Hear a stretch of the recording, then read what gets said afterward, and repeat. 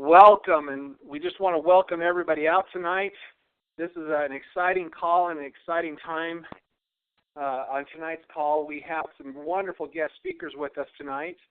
Those of you that are joining us tonight for the first time, this is a call with Q Sciences that's going to be able to share some information about what is available out there and some solutions, and you're going to hear some people share their thoughts and what's happened to them in their life. And we're just excited to have this call and be available for you to join us tonight. And so we have a special guest with us tonight, and I don't want to take time this tonight to away from this speaker, but there is a special event, and you'll hear her talk about it a little bit tonight. But there is something special that's happening in Boise next week from this Saturday, and you want to make sure that if there's any way at all that you can be there in Boise, you want to be there. And I'm going to let her share what's happening and what's going on as she tells her story. But tonight, we are in for a treat. We have a special guest. Tonight we have Autumn Stringham with us tonight. And Autumn has her life has been blessed by a particular product, and I'm going to let her share that. But she has a story to tell and her miraculous recovery and some of the things that's taken place. And so we're just pleased to have her on the phone tonight. Autumn, are you with us? I am. Can you hear me, James? I can hear you loud and clear. So go ahead and share with us your story and share from the heart to all the people that are on the call tonight. You bet. Thanks, James. You know, I haven't been so excited about being on a call in a long time because I have just been totally immersed in getting this Errand of Angels event together for the 25th here in Boise. So it's sort of been an all-day and a little bit too late at night thing between me and a few other women, some people who have been volunteering, people who will be telling stories, as well as who are just helping others get their stories together. And it is just going to be such a lot of fun to see everybody out there, and really looking forward to it. So I was really glad when I was invited to come on and talk about Q96. 18 years ago, my dad began the process of saving my life. And any of you who have actually read my book, it's called Promise of Hope, you know that the subtitle takes up half the front cover. When HarperCollins put the title on there, they said, "The astonishing true story of a woman afflicted with bipolar disorder and the miraculous treatment that cured her." And it was bold. And at the time, I think they were being sassy because the Canadian government couldn't tell them not to say it. And so, you know, I've had some interesting experiences over the last years. I've tried to rein myself in because I'm used to being very, very bold about the way that I tell my story. I had a terrible illness. I lost my mother and my grandfather to suicide as a result of their illnesses. And the difference that the micronutrient formulation that my dad came up with all those years ago, nearly 18 years ago now, has just been completely life-altering to me. And I cannot express in this call just how different I am and how differently my brain works. And, you know, there have been times when I've had a little flu bug or something that's interrupted digestion, and I've had an opportunity to go back and just become a little bit symptomatic again.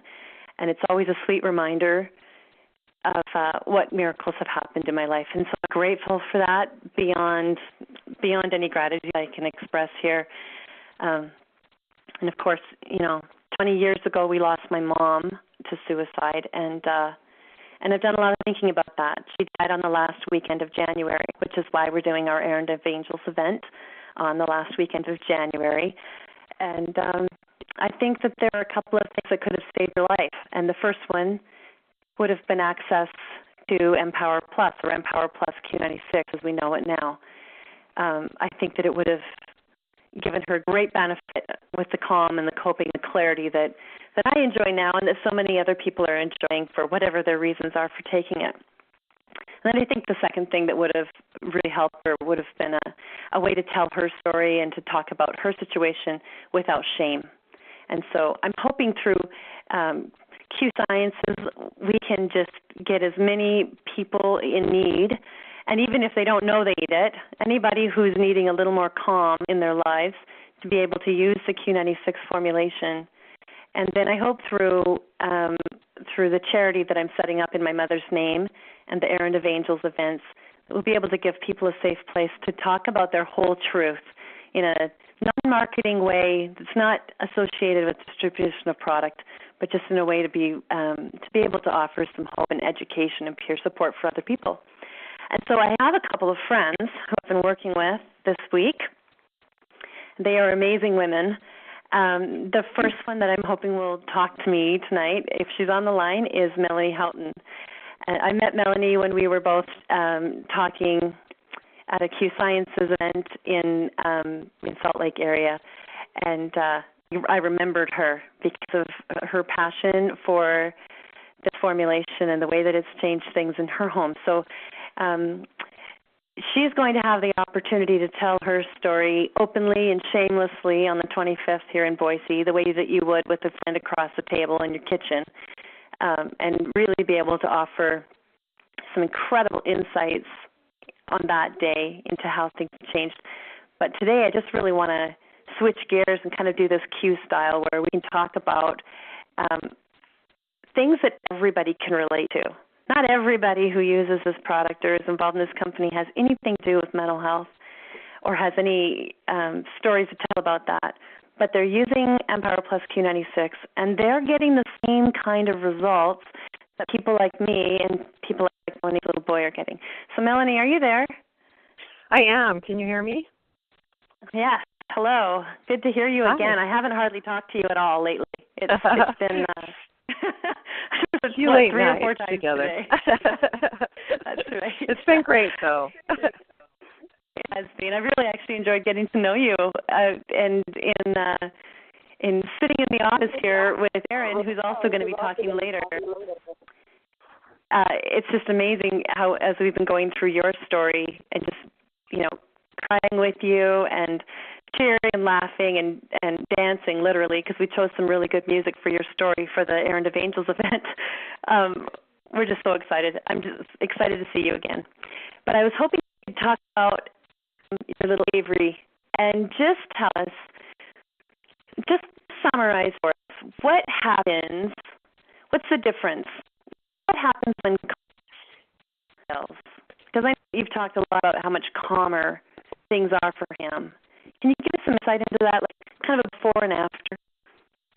Sure.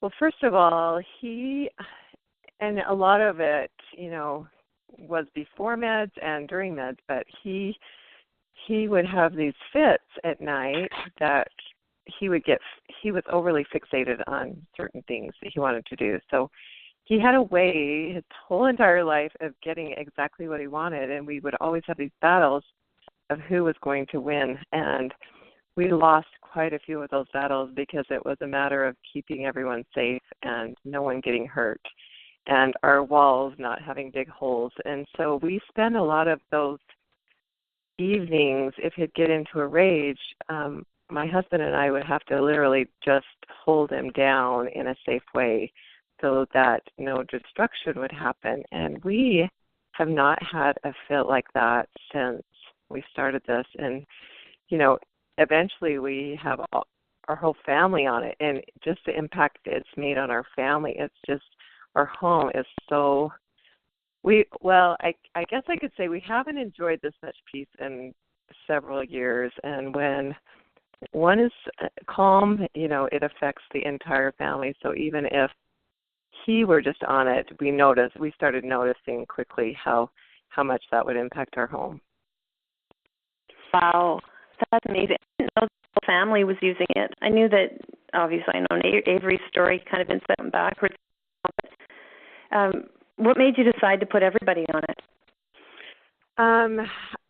Well, I started on it a week after Avery, and I felt so much better in just a few weeks, but I had struggled for sure with the stress that was put on me by him, and so I struggled physically with mono and different events the last couple of years, and so my energy level was really low. And coming into that and, taking that for a few weeks, I noticed. So I said, okay, everybody line up. It's Q96 time, and we started in, and, a few of my teenagers didn't acknowledge it for a few months, but over the Christmas break, a few of them were kind of missing and taken the Christmas break off of Q96 as well. And my oldest daughter said, you guys are going to be really sorry. It's really helped me, and I had to go off to really realize the difference that it made, because for quite a while she didn't admit to feeling any different. But so I think we're pretty much all on board now with it, because we have noticed such a change in Avery.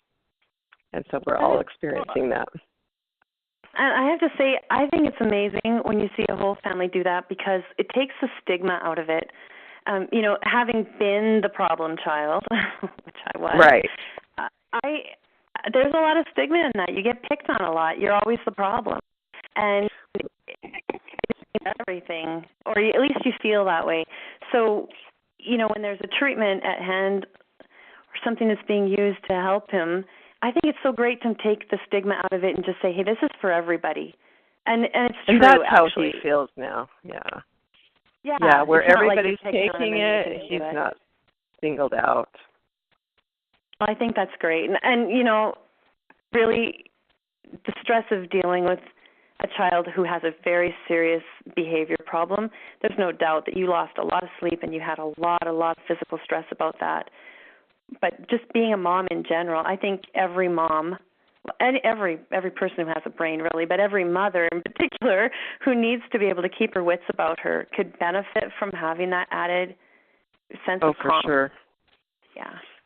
Yeah, I feel that's incredible. Yeah, I feel it really. I have a girlfriend in the Salt Lake area who called me up. I had just kind of given her a bottle of it and said, hey, just give it a try. And she'd actually intended on giving it to one of her children, who absolutely flat out refused to take it. And so she started using it. And she called me up and she was laughing. She said, I can't believe how much better my children behave when I take Q96. That's so true. Yeah. Kind of takes the edge off everything, doesn't it? It really if mom's does. happy, the whole house is happy. Yeah. That's right. That's better. Well, Melody, one more thing I was going to say, Autumn, was even the clarity. I can see that so much in Avery. He's waking up we used to have to drag him out of bed, drag him to school. We just literally had to drag him to do everything that he needed to do in life. And we would see great parts come out of him, and we knew it was in there, but it was all of these hard things that he couldn't overcome that made his life difficult. And now we're noticing that, he's waking up at 6 o'clock in the morning, and he doesn't have to, but he's awake, he's alert, and his brain is functioning to where he goes to school, and he'll come home and say, Mom, I'm smart. I worked on division today, and I'm getting it. And his confidence is coming back to where it was always so difficult for him to learn, and it's just exciting to see him really develop in his brain and be able to think clearer and learn and be confident about that learning. I love that. That gives me chills right through, because I know that I had to wait until I was in my 20s to experience what Avery is getting at 10. And that is such an amazing thing to see, that it's just changing that next generation and giving them an opportunity. He doesn't have to be an adult who's thought all along that there was something so wrong with him. It's going to be a memory and not his identity. And, it took me years to overcome that identity, and I think it's incredible to see that somebody at this young age can have that benefit, and it won't be his identity. That's incredible, because he is smart, really and his potential excited. is limitless. Wow, that's very cool. Well, I know you are hosting people, and you've been very kind to get on this phone call with me. Thank you for doing that. Glad to do it. I'll let you go enjoy your company, and I'm going to thank you. We're excited about it. Okay. We'll see you on the 25th. Okay, we're excited about that. Thank you. Bye. All right, see ya. So Erin Womack is a fairly new friend of mine. She called me up having heard something about Q96, And she and her husband had been very prayerful about a situation with their own son. And actually, I hope, Erin, if you're there, I hope you don't mind me saying this. Yep, go ahead. But Erin surprised me. She called me on my home phone. I don't think I'd ever had a conversation outside of just a community, we were at church or whatever. And she said, "Can you explain to me why your name keeps coming to my mind when I'm praying about my son?" And I said, "Well, tell me about your son." And so she described her little boy, didn't you? Described her little boy who was really, really, really struggling, and the whole house was struggling as a result. And again, she's going to be able to share her whole story at Errand of Angels. And if any of you listeners are there at Errand of Angels, you will just be blown away. Bring your Kleenex, because it is an amazing thing to see somebody get bailed out of this slippery slope at such a young age. He's only 5. Is he 5 now, Erin? Yeah, he'll turn 6 in June. So, yeah, he's 5. Okay, yeah, he's such a sweet little kid. So he's been at my house quite a lot lately because Erin has been volunteering for Errand of Angels event and doing a whole lot of work. And Erin, could you just explain why a mom with plenty of housework and a couple of kids who aren't in school full time would drag her children to somebody else's house and then sit in an office all day volunteering? Can you just explain why you do that? Because I think that's pretty phenomenal. It says a lot about how you feel about this. Yeah. It really just, it saved our family. Like you said, Hiram was really struggling, and listening to Melanie talk about her son Avery, that would have been his future. That would have been our future. And drugs and, the whole story that they're going through as we've been putting her story together, it's really made me feel really grateful that we haven't had to go down that road. We were able to stop it and get starting on the healing right now. So that's why I'm driven to do it. It's blessed our family, and my husband and I use it, and hope to have all those kids on it soon. It's just been amazing. Yeah, so you guys can really relate to that whole picture that Melanie was talking about too, and getting the whole family on it and making it so it's not about poking at one person and saying they're the one that needs it, because it's nutrition. It's simply nutrition for the brain, and it is good for the whole family, isn't it? Yeah, and it helps him where he's 5. It helps him to, when I just say, "Hey, I'm going to take my nutrients. Are you taking yours?" And he takes it all out. Like, he just like, "Yep, sure, let's race." So today you and I were chatting while I was running an errand, and you told me about an experience you had today and some things that it reminded. Would you mind sharing that? Yeah. Okay, so we went to Carl's Jr. today to get out of the house and get some lunch and have the kids play. They have a great play place. I didn't even think twice about it. I actually thought, oh, this will be fun, because in the last 6 months, those kind of errands and outings have been fun. But it reminded me of the past, and just when we first moved, we went to McDonald's, and I remembered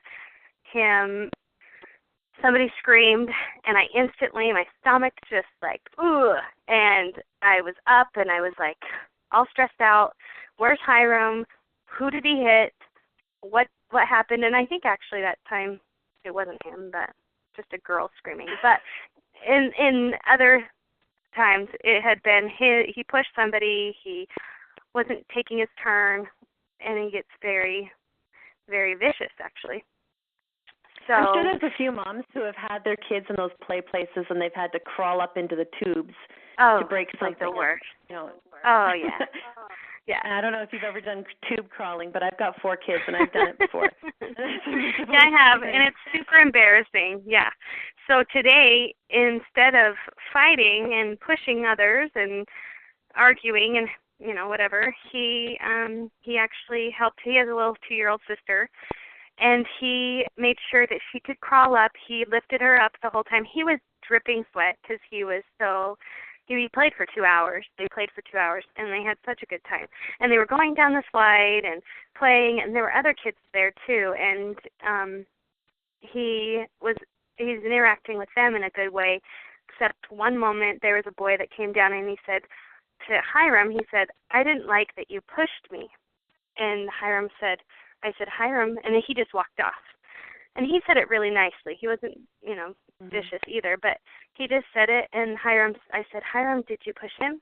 And normally he would have said, "Gosh, Mom," got all mad at me and, "Why, I didn't push him. He was being rude," or blaming it on somebody else. And he said, "I just wanted to be I just wanted to be the line leader," is what he said. And I said, "Okay, so but we don't push." communication. Yeah, the communication's crazy. Without the anger or the what's the word I'm looking for? Anyway, Defiance. Thank you. Yeah. The defiance and defensiveness. Yeah. That's what I was looking for. Yeah, so and I said, "Well, what do we do?" And he goes, "I need to say sorry." I'm like, "Yep, you need to go say sorry." So he went and said he was sorry, and the other boy forgave him, and they went on their way, and it was great. And that was the only incident. That's amazing. He put on his shoes, and we walked out. Well, I was there for 2 hours, so I saw a lot of people in and out, and it wasn't my kid screaming, and "I don't want to go," and, moms carrying them out all in, All in tears. Yeah. There's something that I've noticed with him, over the last several months as we've gotten to know each other. He's different. He's different with eye contact. He's different with being responsive and being very polite when I say hello to him. And just he's just a different kid. And I get that some of that can be attributed to maturity, but when we see it over and over and over and over again with children who should have matured to that point, and then they just suddenly seem to get a grip with mental clarity or calm. It got me thinking as we were preparing for this call, and I was thinking through, what do I want to say? I know that one of the things that I've always been talking about anytime I get a chance are those 3 common claims of calm, clarity, and coping. It's a safe place to talk about and to summarize things. And I was remembering the first time that I actually came up with the 3 C's. I was in Seattle by myself, and I was doing a meeting for the first time by myself. I was kind of coming in as an author. It was a book promo thing, but I was going to talk about my experience, and I realized I really couldn't say everything in a Q Sciences setting that I would normally say, because it's also related to the sale of the product, right? And Mark Wilson was going to be there, and I was nervous. I'd met him once, and I did not want to have to do a presentation in front of Mark Wilson and blow it and, misrepresent. I was nervous about that. Everything had gone wrong that day. I'd gotten lost. I got stuck. I was driving around in a rental, and it was raining, and I was nervous and hungry, and, the whole thing, traveling by myself. So I sat outside of the hotel where I was going to be speaking in a coffee shop with my iPad, and I just got a little bit thoughtful about everything, and I thought, what are the things that I can claim that have changed in my life? And I thought about the day and how traveling by myself, not eating very well, and being really tired, and then really, really nervous, and having a lot of things go wrong, how that would have set me to fits.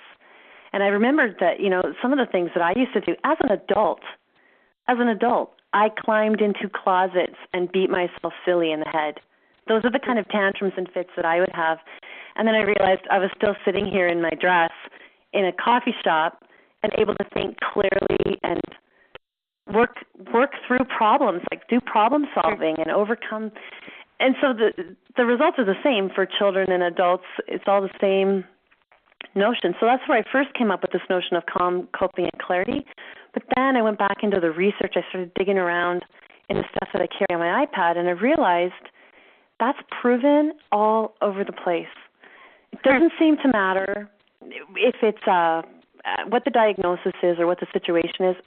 Even people who are just in it for general health, you hear the same thing, but you see it in the research with an ability to communicate differently, an ability to work through problem solving. You see some of that in those autistic studies. Communication with the interviewer improves. We're talking short, 6-week studies, but less impulsivity, less rage. I'm sure you've seen that, Erin, with your little guy, with Hiram. way less rage. And I bet you rage less too. Oh, yeah. Hell yeah. Yeah, I was laughing what you and Melanie were saying. It's totally true, isn't it? But just that whole sense of calm. I think along with that sense of calm, for those of us who have gone further down the road, mental health-wise, is that sense, you stop thinking about suicide. Like, you just don't jump to the worst-case scenario all the time. You just have a little more rational thought process that goes through, and it takes, you don't go 0 to 60, you go 0 to 5, and you can think things through in a better way. And then, of course, the whole mental clarity and coping mechanisms just seem to come into place. So I think that's the message of the call tonight. It's just really that it's about real life, and it's about accessible things. It's not a miracle pill. It's just brain food, and everybody can benefit. And if somebody like me can benefit and somebody like Hiram can benefit, certainly other people in even better health than we've been, can see the difference as well. And everybody's got a brain and needs to feed it. So I'm going to say goodbye, Erin, and then I'm going to turn this thing back to James. Okay. And thank you so much. I'll see you tomorrow. You're welcome. Okay, we'll see you. Okay. All right. Bye. So, James, I think that's it. If there's anything else you want me to cover, I'd just be really happy to have you give the details on the Errand of Angels event, and just hope people will come out and hear these people. They've spent so long preparing for this. They're way out of their comfort zones and telling their stories and really kind of gutting themselves over it, but it's going to be a beautiful experience for everybody that's there, and really healing for the people who get to tell their stories this time around. Adam, let me first just start off tonight by saying thank you. Thank you for the time you've put into this to prepare for this call and to bring on such wonderful stories, wonderful women that shared their story where they're at. As I was listening to their stories, Autumn, I was touched.